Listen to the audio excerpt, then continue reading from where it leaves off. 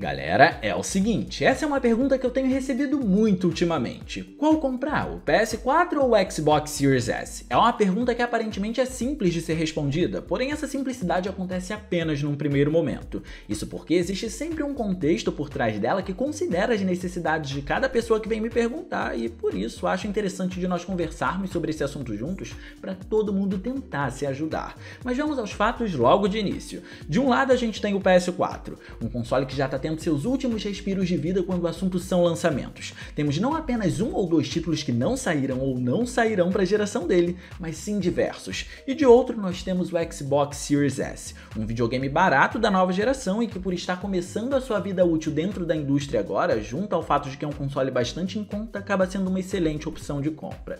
Então, num contexto geral, o que pode determinar qual vai levar o seu dinheiro? Vamos tentar responder isso de forma simples e com exemplos do que cada um está recebendo e principalmente fazendo atualmente. Mas claro, antes da gente continuar, não esquece de clicar no gostei porque isso ajuda pra caramba e de quebra você faz a boa ação do dia, torne-se um membro para apoiar projetos mais ambiciosos do canal e ser mencionado neles, acompanhe os shorts diários com diversas curiosidades que eu tô postando por aqui e se inscreve para não perder os vídeos longos de terças e quintas às 19 horas. Tudo isso feito? Então vem que hoje a gente vai ver o desempenho do Xbox Series S e do PlayStation 4. Para começar, precisamos deixar claro que os contextos na hora de considerar a compra vão ser trabalhados individualmente nesse vídeo, e o primeiro deles é o fator preço.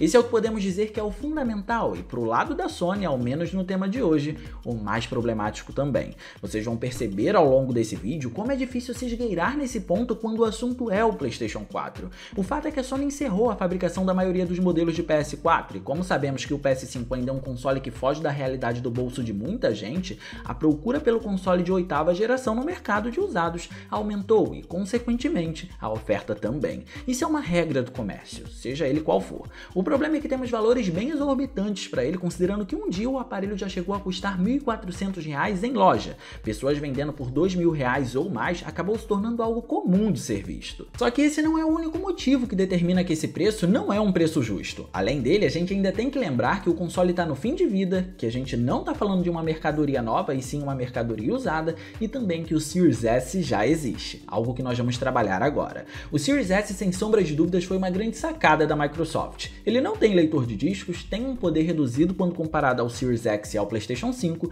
mas ainda assim conseguiu entrar na nova geração com o essencial de poder.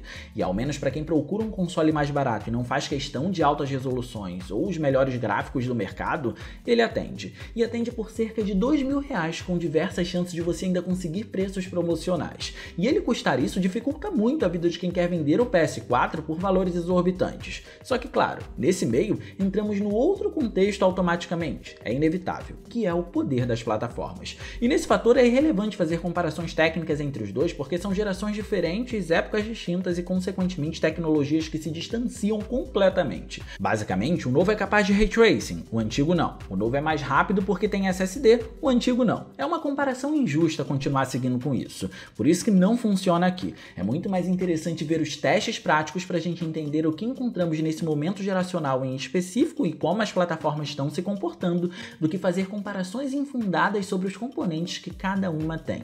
E na prática, sejamos honestos, o PS4 ainda surpreende bastante no resultado final dos jogos, apesar dos diversos pesares que nós vamos comentar aqui.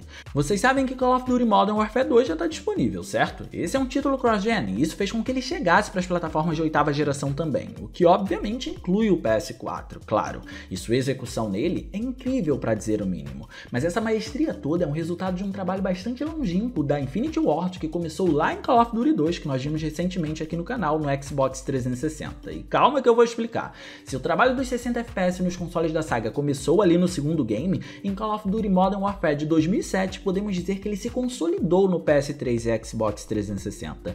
Aquele foi um alvo irredutível na performance, então era impossível deixar que ele se perdesse ao longo do caminho depois de feitos tão impressionantes com a introdução da guerra moderna na saga.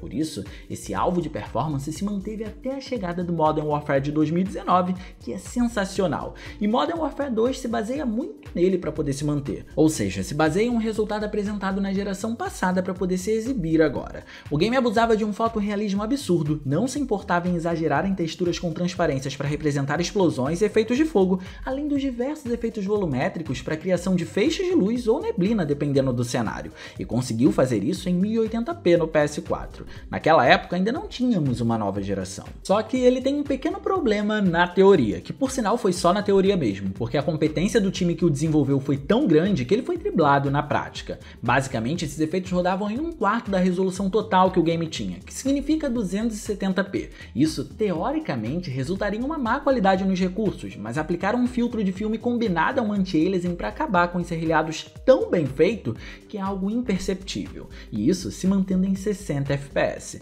Já a sequência explora melhor esses recursos e ainda assim consegue trazer os 60 quadros por segundo no PS4, assim como traz também no Xbox Series S, o que é algo muito bom, mas o Series S, como já era de se esperar, entra como um console de nova geração e eleva tudo a um novo patamar. Para começar, no PS4, o 1080p é dinâmico e utiliza uma técnica de reconstrução para poder chegar nele, ou seja, não é uma resolução nativa. Já no Series S, a primeira vantagem é que o jogo atinge 1440p nativamente, a segunda é que ele tem um modo performance que tem como foco os 120 fps, rodando com cerca de 90 quadros, que por recomendação o ideal é jogar em uma TV com suporte a FreeSync para não ocorrer a sensação de instabilidade durante a experiência, o que não é um problema porque é um recurso que normalmente está atrelado a uma TV que tem suporte a essa alta frequência, e faz isso também rodando em 1080p de resolução por aqui. E a terceira é que as versões de nova geração têm um sistema de iluminação retrabalhado para ser mais fiel com a realidade, melhores reflexos, o que inclui mais resolução e melhor representação deles,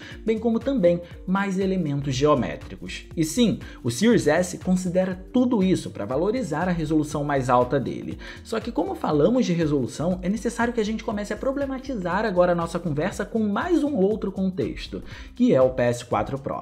Esse é o console aprimorado da 8ª geração, que para ser sincero, em alguns casos tem resoluções mais altas do que o Xbox Series S. No próprio Modern Warfare 2, por exemplo, ele o supera um pouco na contagem de pixel por atingir 1512p de resolução, embora desconsidere todas as outras vantagens apresentadas da nova geração. Mas nesse momento, e para essa conversa, honestamente eu acho que ele é o primeiro a ser descartado quando falamos de uma disputa para ver quem vai ser comprado, sendo ele o PS4 base ou o Xbox Series S. Digamos que a conta de prós e contras e custo-benefício com ele não fecha. O que cobram nesse console comumente passa dos R$3.000, mesmo que seja usado, o que é incoerente, porque há alguns anos ele novo chegou a custar R$2.000. E sim, naquela época, longe de uma nova geração, ele era interessante. Hoje em dia, para ser comprado, não mais. Grande parte dos títulos cross-gen nele estão fugindo dos 60 quadros e se concentrando na maior contagem de pixels, que nem é o 4K por sinal. Por exemplo, Elden Ring. O título da From Software sofre com problemas de performance, e isso acontece principalmente na 8ª geração. E o PS4 base, obviamente, não está fora disso. Ele roda em 1080p com diversas oscilações de 25 a 30 quadros por segundo. A única coisa que o PS4 Pro faz é tentar estabilizar isso, mas na verdade, nesse jogo, ele descreve a sua tentativa como alvo em 60 quadros por segundo, mas passa bem longe disso. Ou seja, a taxa de quadros por segundo é destravada, mas não alcança o seu objetivo. Isso num videogame que, mesmo usado, estão cobrando R$3.000. E não entendam mal, o PS4 Pro é um bom console, mas é interessante de ser aproveitado só por quem já conseguiu comprá-lo na época dos bons preços, o que não é mais o caso. Já no Series S, o game dá a possibilidade de escolher dois modos. O modo qualidade, com foco em 30 quadros por segundo, mas rodando em 1440p nativamente, ou o modo performance com 1440p, porém dessa vez dinâmicos, tendo quedas para um pouco menos de 1080p em alguns casos, mas se destinando aos 60 quadros por segundo. E não, aqui nos 60 fps nós também não encontramos uma estabilidade, o que ocorre também no Series X e no PlayStation 5, mas com toda certeza é uma experiência mais interessante do que na geração passada. Por isso podemos dizer que quando o assunto são os jogos multiplataforma hoje em dia, caso você não queira gastar muito, a melhor opção é sem sombra de dúvidas o Xbox Series S. No entanto, existe um último contexto: os exclusivos. E não dá pra dizer que a Sony joga pra perder nesse ramo, não determinando os exclusivos da marca como algum tipo de supremacia, obviamente, mas não dá pra negar que se tem uma coisa que ela faz com eles, é investir. E aqui, por isso, acredito ser o ponto mais delicado da nossa conversa. Mas tem algumas perguntas para você se fazer. Até que ponto é interessante jogar esses exclusivos? Quantos e quais deles você costuma ou quer jogar? São perguntas pessoais demais, mas que vão abrir caminhos na hora de você tomar uma decisão. A maior parte deles roda em 1080p no console e tem uma taxa de quadros por segundo bastante estável em 30 FPS. Então, problema técnico é uma coisa que você não vai encontrar no PS4. Mas, dando a minha opinião mais sincera sobre o assunto e honestamente fugindo bastante da imparcialidade a partir de agora, acho que considerando que você não teve um videogame de 8ª geração e quer gastar pouco comprando um console agora, o Xbox Series S é a melhor opção. Isso vai ajudar você a conseguir jogar títulos que não estão mais saindo para a geração do PS4, como The Medium, A Plague Tale Requiem, Scorn e diversos outros que vão chegar. Também temos os jogos retrocompatíveis do Xbox One, Xbox 360 e o primeiro Xbox. E caso você seja fã dos exclusivos da Sony, nesse meio tempo você pode observar o preço do PS5 e ver quando ele diminuir, para que assim você consiga comprar e não ter apenas a possibilidade de jogar os jogos do próprio PS5, mas também do PlayStation 4. E normalmente esses com qualidade superior até a que é vista no PS4 Pro.